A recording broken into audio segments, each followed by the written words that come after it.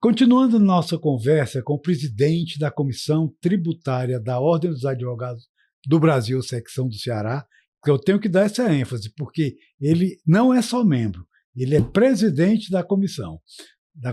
E um dos maiores tributaristas que eu conheço. Eu estou aprendendo muito na nossa convivência, viu, Hamilton? Então, eu gostaria de a pergunta que a gente deixou, como é que está, né? Sobre a lei, como é que está essa lei?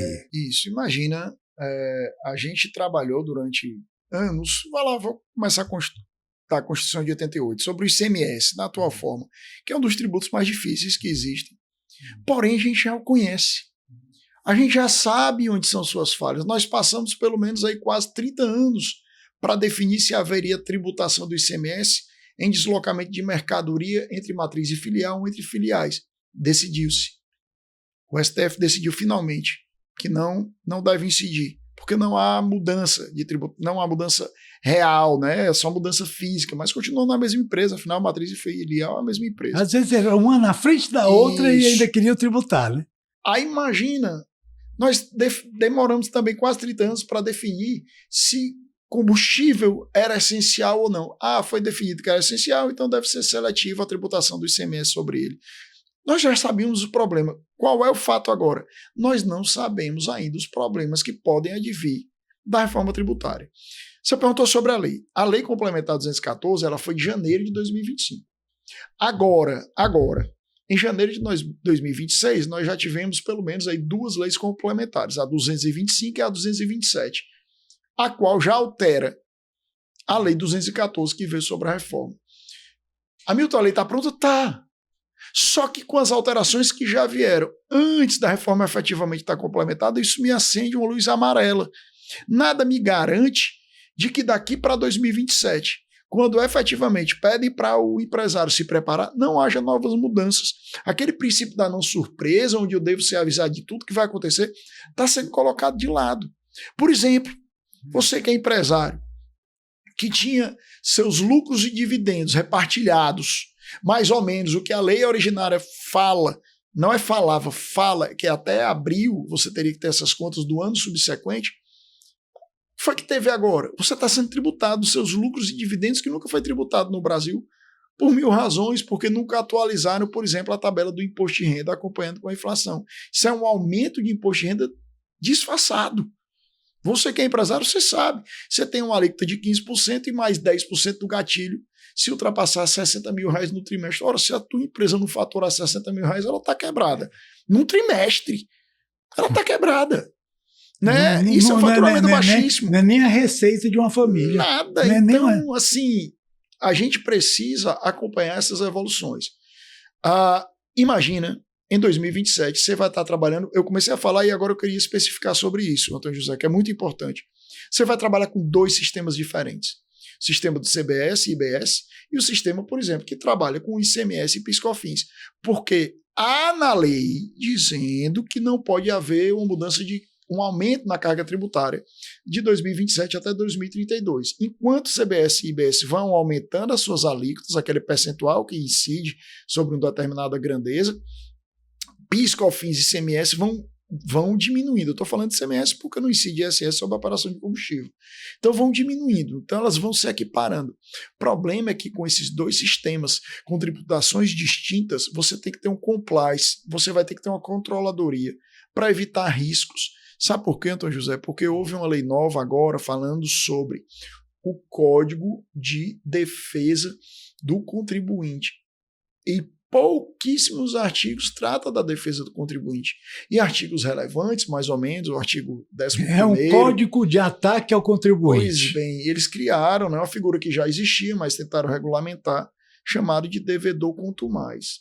Ou seja, se você tem 4 meses seguidos, no período de 1 ano, devendo determinado tributo, aí no caso CBS e IBS, já que a gente está falando, ou 6 alternados no período de 1 ano, você pode ser classificado, claro, tem outros requisitos, Antônio José, você pode ser classificado como devedor quanto mais.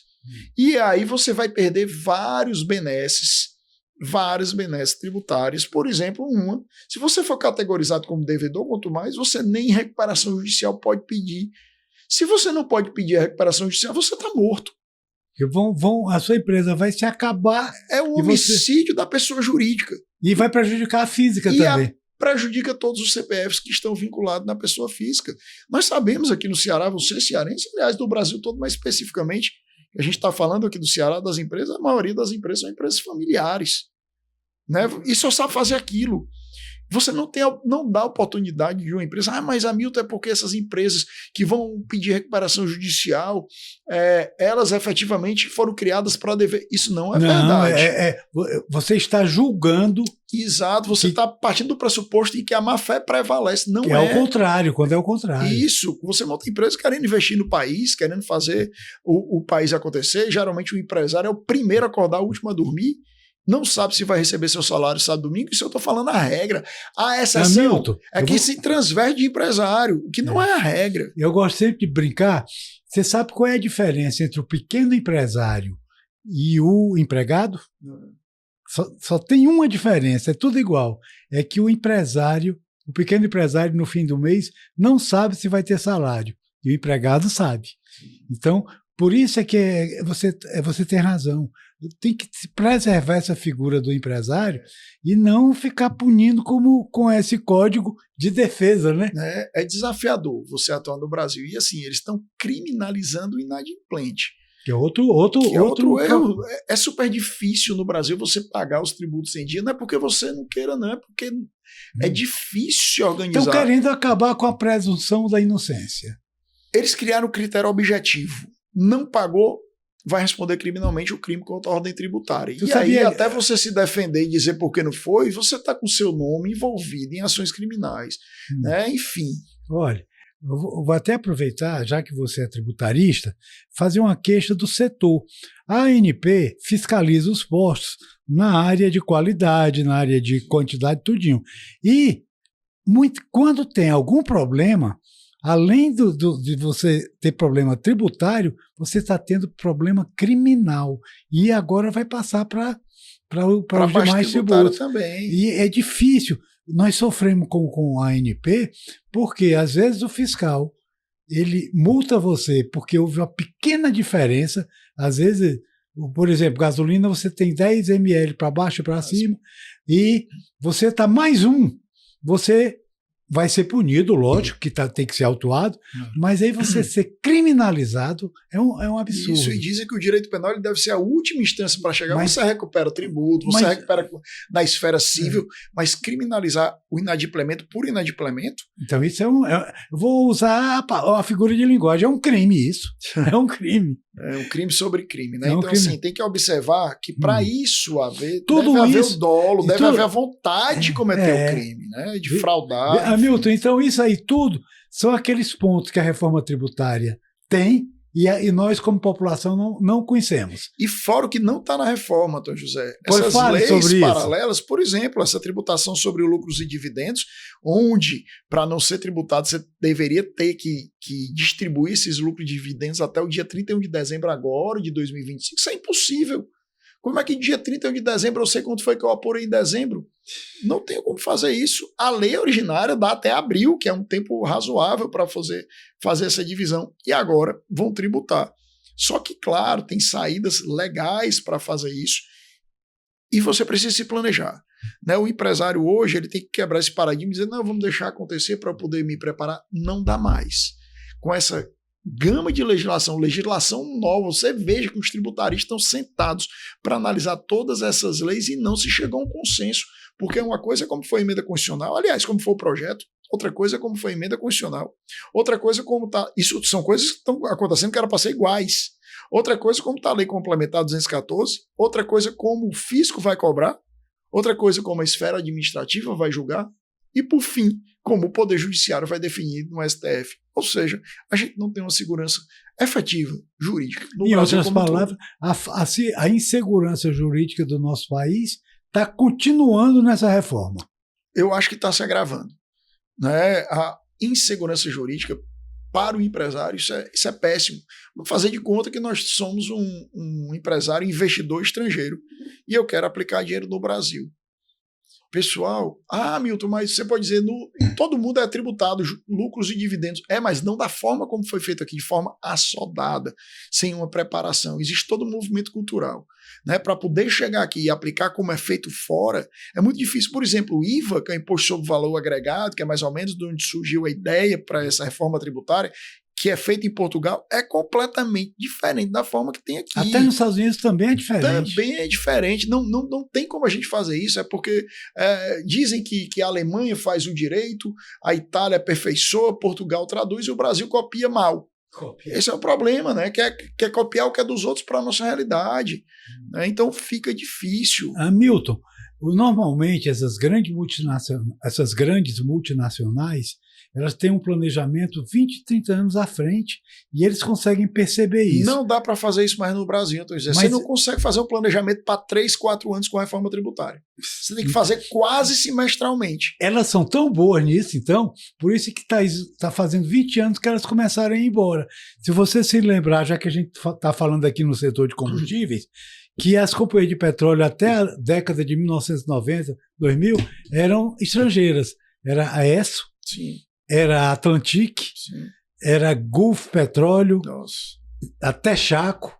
Hoje só sobrou a Shell pela metade. A Shell que nós temos hoje no Brasil só tem metade do capital investido. A outra metade é de uma empresa nacional, que é a Cosan. Então, o que está acontecendo? O capital estrangeiro está fugindo do país. Nós estamos citando aqui só petróleo, mas você que é tributarista geral deve ver muitas empresas indo embora. Por exemplo, só para o Paraguai, eu estou sabendo que nesse ano já foram mais de 200. Ora, se brasileiros, né, estão fazendo a saída fiscal do território nacional. Isso denota para o mercado que vive ainda, né, de bolsa, de especulação, isso denota uma ausência de confiança.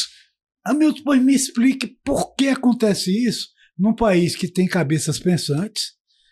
A gente, como diz o presidente, nós não precisamos de IA, né? Porque tem muita pessoa inteligente. O que é que está faltando para esse país? Na verdade, eu acho que está faltando aplicar o que se diz que vai fazer. Por isso que eu disse que nós temos 5 ou 6 reformas tributárias. Uma que estava no projeto original, que me parecia, de certa forma, interessante. Eu também não vou dizer que eu espero que tudo dê errado, afinal de contas, eu estou dentro do mesmo avião. Se esse avião cair, cai também, cai todo também. mundo. Eu sempre digo, né? O avião já decolou da reforma. Não, ela vai acontecer. Não, amigo, ela já está acontecendo. O que você precisa, enquanto empresário, é fazer o que você sabe fazer. O que é que eu sei fazer enquanto empresário? Botar dinheiro para dentro da empresa. Tem uma equipe expert que consiga fazer a atualização e, principalmente, Antônio José, não é saber o que está acontecendo agora. É ter um mínimo de previsibilidade, de imaginar com o desenho que tem hoje na norma, o que é que pode acontecer daqui a 6 meses a 1 ano. É assim que você consegue trabalhar para ter o mínimo de segurança. E se não conseguir prever uma ausência de autuação, uma ausência de fiscalização, que isso não vai acontecer, pelo menos minimizar os danos. Né? Então a gente precisa mudar uma cultura, nós também temos que cortar na carne, mudar uma cultura e dizer, não vou esperar acontecer. Não espere acontecer, porque se acontecer é possível que você não recupere mais. A gente tem que fazer uma previsibilidade, fazer uma distribuição de lucros bem feita, com instrumentos bem feitos, com contratos. Seus contratos, enquanto empresário, vai mudar. Lembra que o teu fornecedor, você está lá, vai reter PIS e COFINS. Não vai existir mais PIS e COFINS. Isso vai ter que constar no teu contrato. Então você, empresário, chama o teu jurídico, faça a revisão dos seus contratos, antecipe esses problemas, porque é possível que não aconteça mais. Quer ver algo, Antônio José, que vai acabar? Os incentivos fiscais. Muitas empresas vieram aqui para o Nordeste, principalmente, porque havia incentivo. Isso é um ponto bem importante. Se não vai ter mais incentivo fiscal, vai ter incentivo financeiro. Quem vai decidir isso? Um comitê que está sendo criado agora, com a Lei Complementar 227, Comitê Gestor. Ele vai ter representante dos estados, de todos os estados, e representante dos municípios. De todos os municípios, não pode. Nós temos mais de 5 mil municípios no Brasil. Então eles vão pegar 27 representantes dos municípios. O problema, nós temos 2 entidades de classe que representam os municípios. Com 27, uma tem direito a 14 e a outra tem direito a 13. Já começou o problema. Porque aqui tem 13 quer ter 14, aqui tem 14 não quer perder. Então, muito provavelmente, os pequenos municípios... Imagina o Ceará tem mais ou menos 180 municípios.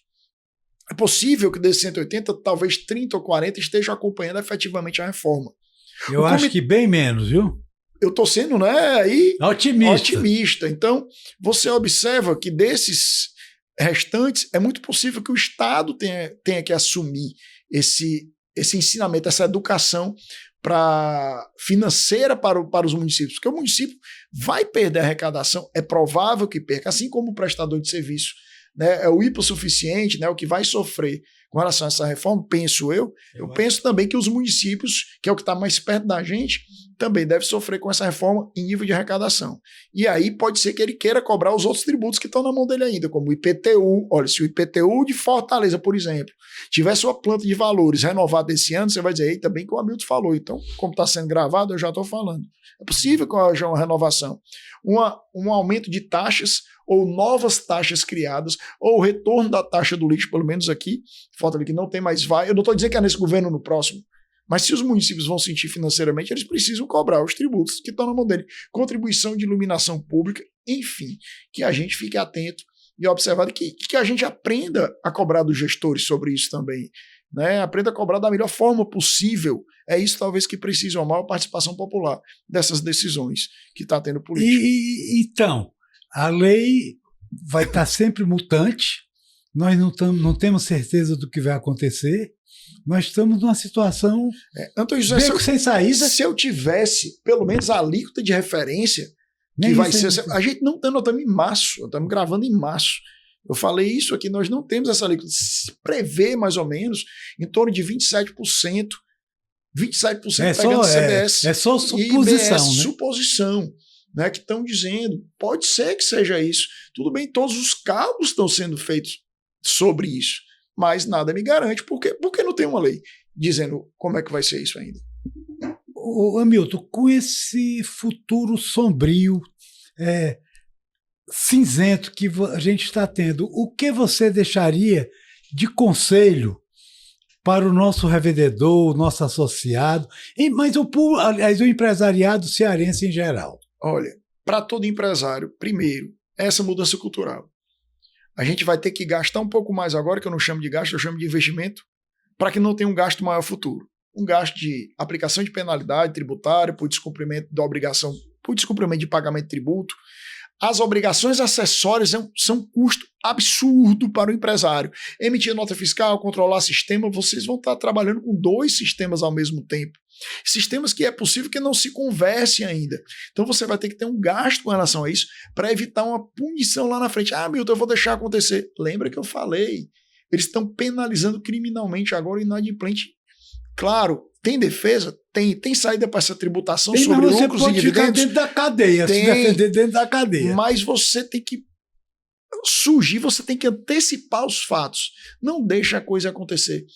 Contrate uma equipe de confiança, de sua confiança, realinhe os contratos, realinhe fornecedores, porque agora, embora você possa ter direito a crédito ou não, claro, para o combustível a grande maioria vai ser regime monofásico, então não faz sentido eu falar em direito a crédito. Mas quando há vendas, né, B2B, de empresa para empresa, os adquirentes que pode utilizar como insumo, o crédito agora na nota fiscal não vale o valor que está destacado do tributo, vale o que o teu fornecedor, e aí eu falo para todo ramo de empresa, pagou efetivamente daquele tributo. Porque se ele não tiver pago a receita, enfim, qualquer receita estadual, federal, municipal, não vai te dar o direito àquele crédito que está lá destacado na nota. Por quê? Porque o teu fornecedor não pagou, ou seja, você enquanto empresário vai ter que fiscalizar o teu fornecedor. Porque senão, para você ter direito ao crédito, você tem que pagar um tributo do outro. Então, é um manicômio tributário. Como é que você encerraria a nossa conversa? O que você informa para o nosso empresário? O que você traz de algum ânimo para nós? Olha, a gente precisa estar atento com as modificações. Não dá para estudar depois. A gente precisa ficar atento com essas modificações. Ter os profissionais de confiança para que o empresário faça o que ele sabe fazer. É não perder tempo com isso. Ele precisa fazer girar dinheiro. E aí eu termino com essa brincadeira. Como os conceitos são amplos, isso é um absurdo. O conceito tem que ser fechado. Os conceitos são amplos. Né? Eu tento dizer, classificar o que é um copo. Para o Antônio José, que é economista, receita é diferente de lucro. São conceitos diferentes. E a gente não pode tratar tudo como a mesma coisa. Com a reforma tributária, estão tratando serviço como qualquer coisa que não é conceito de bem. Então, eu vou pedir para que você curta e compartilhe quando estiver nas redes sociais, mas muito cuidado. Já que curtida e compartilhamento não é bem, pode ser que eles interpretem como serviço e vão querer tributar vocês. Olha aí. Hamilton, muito obrigado. Um forte abraço. O Sindipostos ficou lisonjeado com sua presença aqui em nosso PostoCast. Espero voltar a ter um papo. Daqui um ano a gente já esteja mais ameno quando for conversar sobre isso. Muito obrigado. Obrigado, doutor José. A gente volta. Queria agradecer também ao presidente pelo espaço, pelo convite, toda a equipe técnica que está aqui com a gente. Só um forte abraço. Qualquer dúvida, eu estou à disposição. E a gente volta. Doutor José, eu prometo, logo no começo do ano, enfim, não até pode terminar ser até esse ano, antes, a gente volta para ir coisa... atualizando as novidades com os parceiros e os sindicalizados aí do Sindipostos. Obrigado. Muito obrigado, Hamilton.